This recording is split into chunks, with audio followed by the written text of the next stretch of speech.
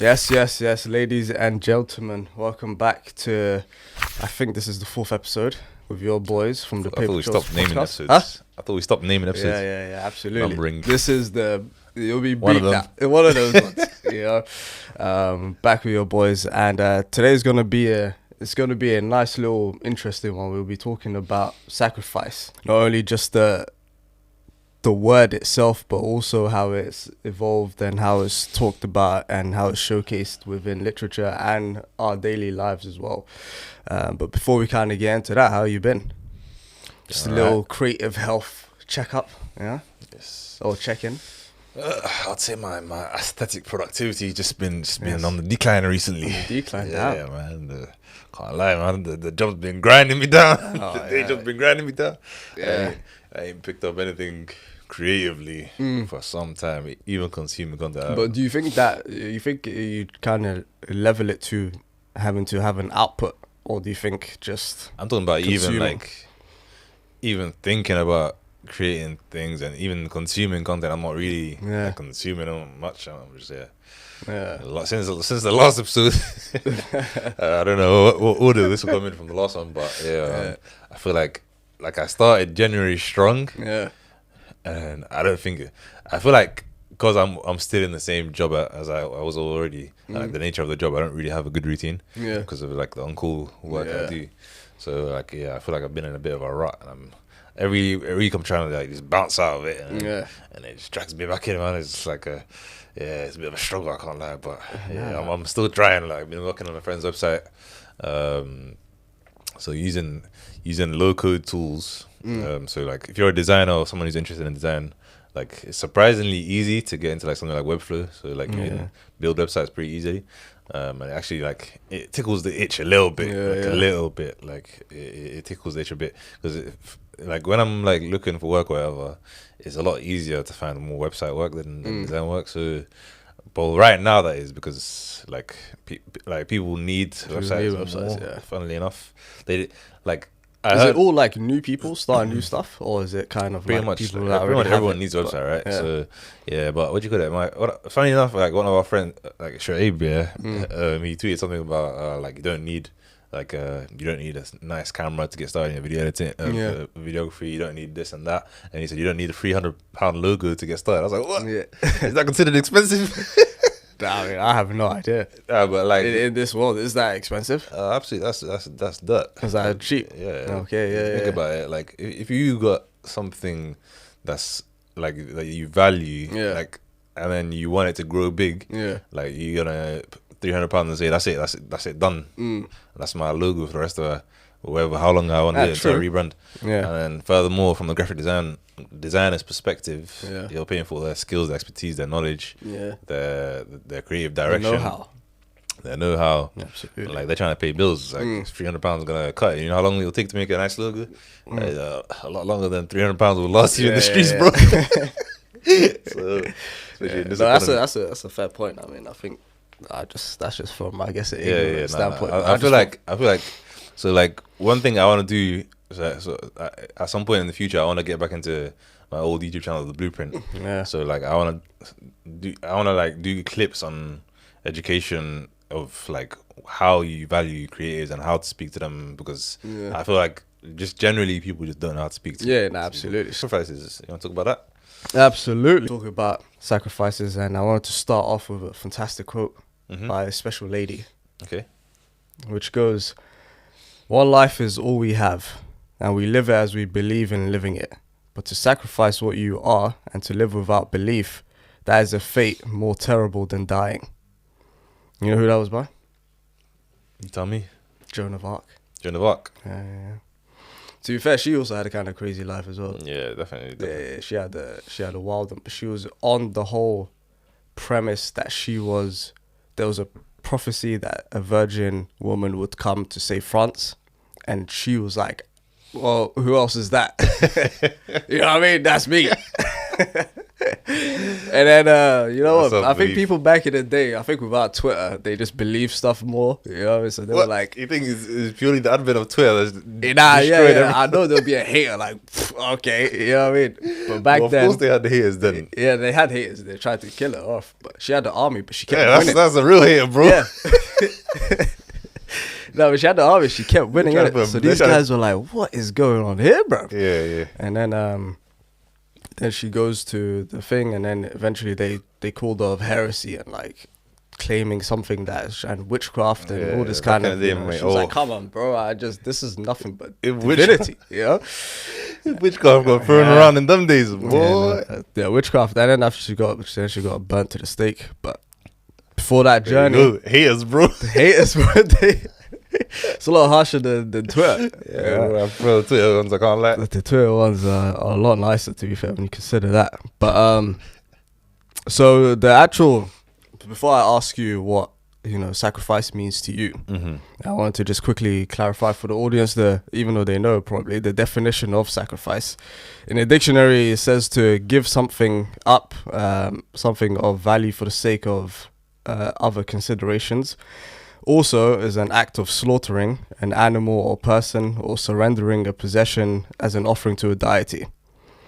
So that's how they've kind of described it. But how would you say, or what would you say sacrifice means to you? And giving up your time, your health, your whole being for the purpose of a greater good or somebody you love. That's what I'd say. Keeping it short and sweet. Tell you what, man, that was a cracker thing. You want to change mate. You want to change the dictionary? Oh, yeah. Hey, we should review the dictionary. Yeah, no, because I think essentially I would say it the same way that you kind of did. I think for me it's kind of that giving up of something, but in the moment that thing is very, very valuable to you. That's what I feel like sacrifice. That's a nice way to put it as well. Yeah, that is. But when it comes to like movies, when it comes to shows, when it comes to books and all that kind of stuff, I feel like a lot of the stuff that is kind of remembered are sacrifices that are either in the show or around it. And I just kind of wanted to know, what would you say for you that you've seen in a movie is like your favorite scene of like sacrifice or build up to one? You know what? When you say scene, I really struggle. Like Not when, even when scene, you ask me for like a storyline or like a story that so you feel like for some reason, like Snape from Harry Potter stuck in my head. No, absolutely. I don't know why that was the first one that came to my head. So I was thinking about other ones, but then I really struggled to find like meaningful ones. Yeah. Because like there's also like in fiction the trope of the sacrificing main character is just like a classic plot route for like emotional heartfelt scene. Yeah. Like I Am Legend, for example, at the end he blows himself up with the zombies and all that stuff. Yeah. Like In the movie. in the movie. In the book he doesn't. Yeah, in the movie. In the book, but destroy. yeah, it's kind of that's the thing. It's also kind of a writing trope as well, isn't it? Like Yeah. it's actually like it can be an easy way out of like a convoluted plot sometimes. Yeah. Especially if there's life and death that really is the focal point of some of these stories. You just have the main character sacrifice themselves. Yeah. There's an easy way out, you know. No, of course. So I kind of struggled, but with Snape, I feel like So why was Snape one's kind of different? because That he wasn't the main character, or for the first 5 books, like he was just portrayed as one of the villains in it. to be fair, first 6 books. So that's 6 books, Yeah. and then the last couple of books when they literally going back and like explaining bit by bit like how he was sacrificing himself from the jump in it. Yeah, even though he was a bit of a shady guy in the beginning as well. Like he was definitely there before. Yeah. But that's the funny thing as well. Like in the films, the way Rickman portrayed him is just hilarious. Like I think it was the first film where the Quidditch ball was hitting up Harry Potter and then Hermione's got binoculars and she's like, "Yo, Snape, I see him." And Snape's like, "Yo." Yeah, like that's what like we see that we're like, "Yo, that he definitely did it." He's a hater, this guy. Yeah, What's he's wrong with definitely him? a hater. And it's the vim that he would give the characters every time. They're like, "Yo, like like I saw you guys walking out of the classroom early, Yeah. 100 points with Gryffindor, like yeah, and all that stuff. But later on, like you see the sacrifice, and some might say it's a bit of a simp. No, absolutely was. The hell? Would you do that? However, absolutely not. But would you save the girl that you could have, that you always wanted, didn't get, and her children? Yeah, maybe it initiated with that, but then I feel like maybe at some point he, like from my portrayal, like he got so deep into the double agent vibe that like he started believing in it himself. Like if he's that deep in it, at some point you gotta be like, I gotta ride it out to the end. And I'm gonna make sure that everyone's good in it. So I feel like he did. Trolling aside, he knew what the bigger picture was that needed to happen. Like because like in the concept of, if you're in that world, like Voldemort's meant to be like the most powerful guy. You're like sneaking around behind his back all the time, like consistently. Like you're basically they're putting your life down on the line more than anyone else in the whole world. And then the fact that even like Dumbledore, like there's a point where he's like, you disgust me to Snape. Like he knows like basically no one rates him. He's like he's lived his whole life with no one rating him basically. Like, imagine you just like live your whole life. It's that's horrible. The other aspect of it. Like, but to be fair, the reason why as well he said that was kind of because he said like, yo, like I don't mind if I don't care if the child dies, just save the woman. So like I heard that in it, but the fact that like sacrifice, the sacrifice of like, giving something valuable, but then the sacrifice of giving up something valuable while no one likes you until after your death. That's wild. When you think about it like that, like that's why I really that's like the story the respect comes from, you know what I mean? Yeah, the fact that he didn't get his vindication until after he died. And like that's the ultimate sacrifice for me. Because people a lot of the time in these popular fiction shows get their props while they're alive. So like that's the funny thing. Like some people like criticize J.K. Rowling's writing and stuff. Like sometimes being a bit too general or a bit too childish. Sometimes I heard, but yeah, when you think about some of the deeper plots, like they're actually very well written in my opinion. So like that's definitely like that's my number one thing that I just that's the first sacrifice I kind of did. I feel like I had a follow up to kind of that was I'll remember it later. What about you? I think I've got one big one, but I'd say I've got a couple honorable mentions. Right. Okay. Well, shoot honorable mentions quickly then. Number one is Achilles. Even though it wasn't like a great sacrifice, but it was just the idea of because he was given a choice between to live a normal life with his family and kids and all that kind of stuff, or he would get glory, but he would die in this Trojan War, and then he basically chose that route instead, which I was kind of like, oh wow, this is kind of interesting, you know what I mean? The second one was a line that that was in Lord of the Rings. Actually, it was by Frodo, where he goes, I tried to save the Shire and it has been saved, but not for me, because his whole reason why he left out was to protect the people that he was from and destroy this ring. And then by the end of it, he couldn't even go back to it because he got stabbed by that guy. He had to go to the other land and and whatever have you. So he did it for them, and in some ways they didn't really know what he was doing for them until the end. But I think my one here has to go for the Lord of the Rings again. But Gandalf? Nah. So this one here, I have to explain it as though the guys from the ends, So you've got Aragorn, right, who at this point in time has basically recaptured his main place of Gondor, right?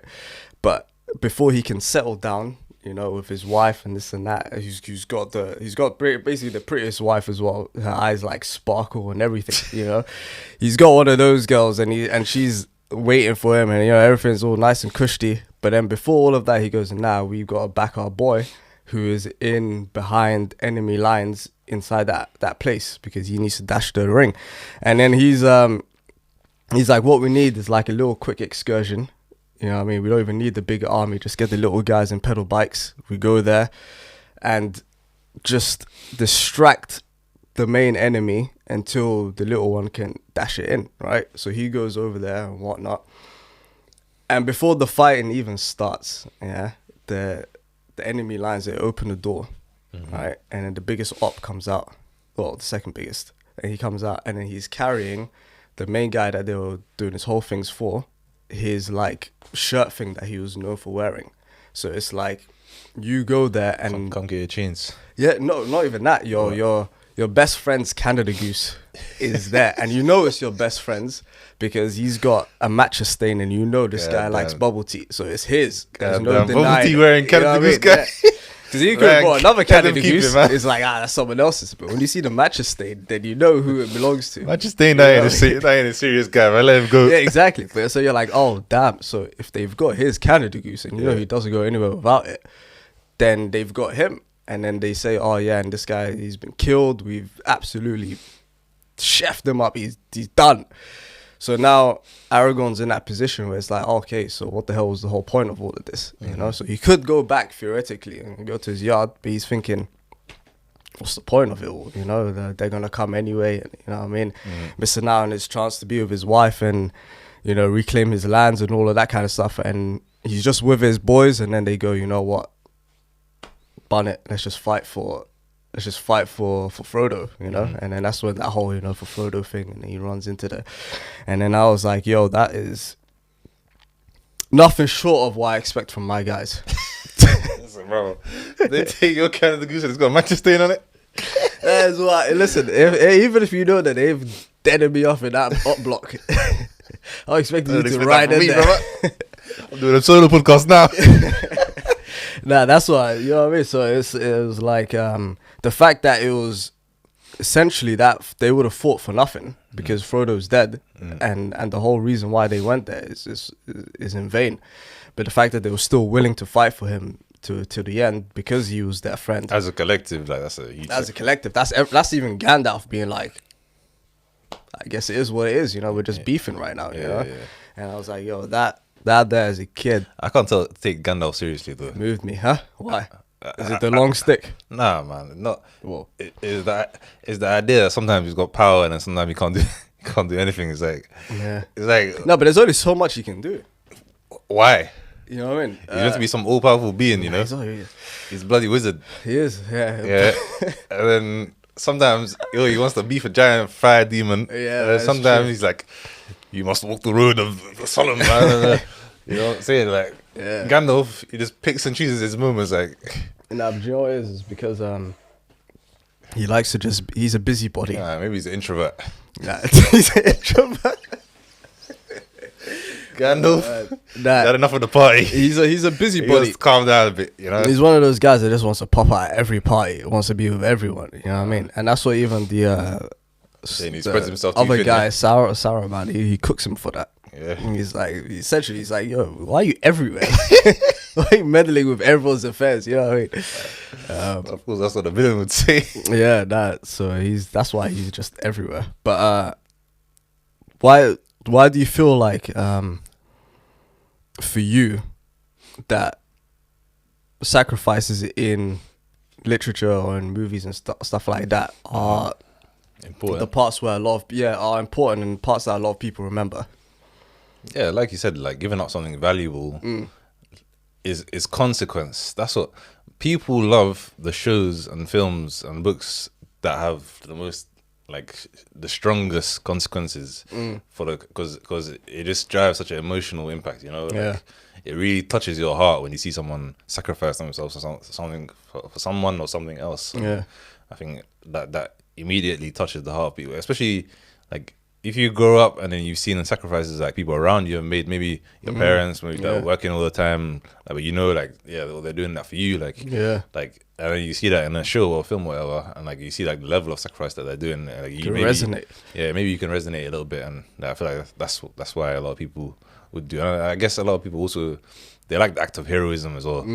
Like they like the fact that maybe they would. Like if someone did that for them, like they would really appreciate it. Yeah, and I think a lot of people think that they would sacrifice themselves for other the great good. Yeah, I don't know how many would. Yeah, I know. There was actually I forgot what the film was called. It had the Elijah Wood guy. Yeah. But I remember it was back on, like, I think it was on a VHS tape. And like, as a kid, I couldn't understand it, but I just thought it looked cool. But it was, I think it was a Doomsday or something like that. But it was essentially these guys. There's a meteor that's coming to destroy the Earth, right? That's like big enough as like the dinosaur one. That's you know, and then bro, yeah, 2012, man. These people decided, you know, 4 of them, that they're gonna take the spaceship up into thing, because they tried other ways to destroy it. Didn't work. So the last result was like fly into it with a bomb. Yeah, you know, and then there was like 4 guys that decided to do it. It was 1 girl and 3 guys. And I remember for some reason, as a kid watching that, I was like, oh wow, this is the ultimate act of sacrifice. And at the end, when it blows up and you see a shower of like the small little meteor things coming in, and it looks amazing, but everyone else is watching like, oh wow, like, yo, that was done. But in my head, I'm like, I would never do that. Especially, I mean, I would be the first to put my hand up to try and destroy the bloody meteor. I'll maybe wait and see if, you know what I mean? If I'm the last, like, if there's last 5 people on Earth that they have to do it, I'm waiting for the other 4 to say. Maybe so you're the last. You'll be the last man on Earth. I'll be like, someone's got to tell.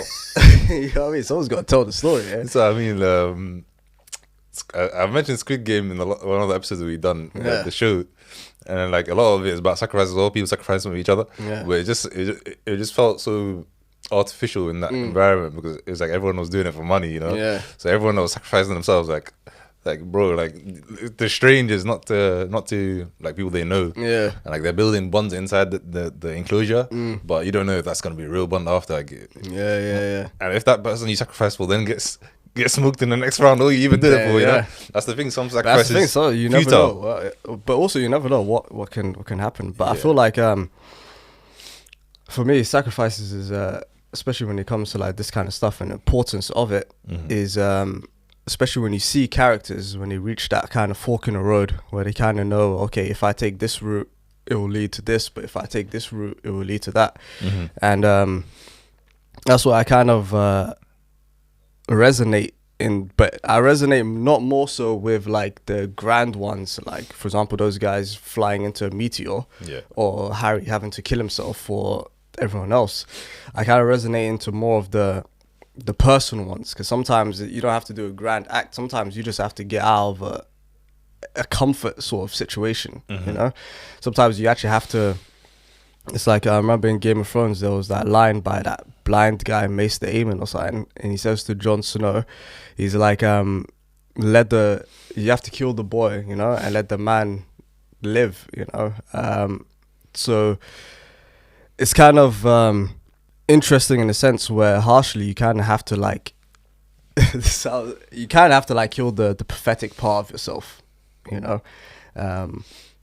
That's what I've even come to realize, you know, like that part of yourself that you kind of feel like you know, you don't have the courage to do what it takes. That part of yourself where you feel like you just, to crack that level, you don't have it. The less ambitious side, all these kind of other stuff, and sometimes it can be even moving to a whole different environment for yourself, which can be, you have to sacrifice, you know, your friends, even your friends, you know, sometimes if they're bad friends, if they're bad company, if they're not doing anything for you, you're gonna have to sacrifice that. And what that will come with is obviously you being a lot more lonely. Same thing with moving out, you know, or if it's even a job, you know, sometimes it could mean you be getting less money.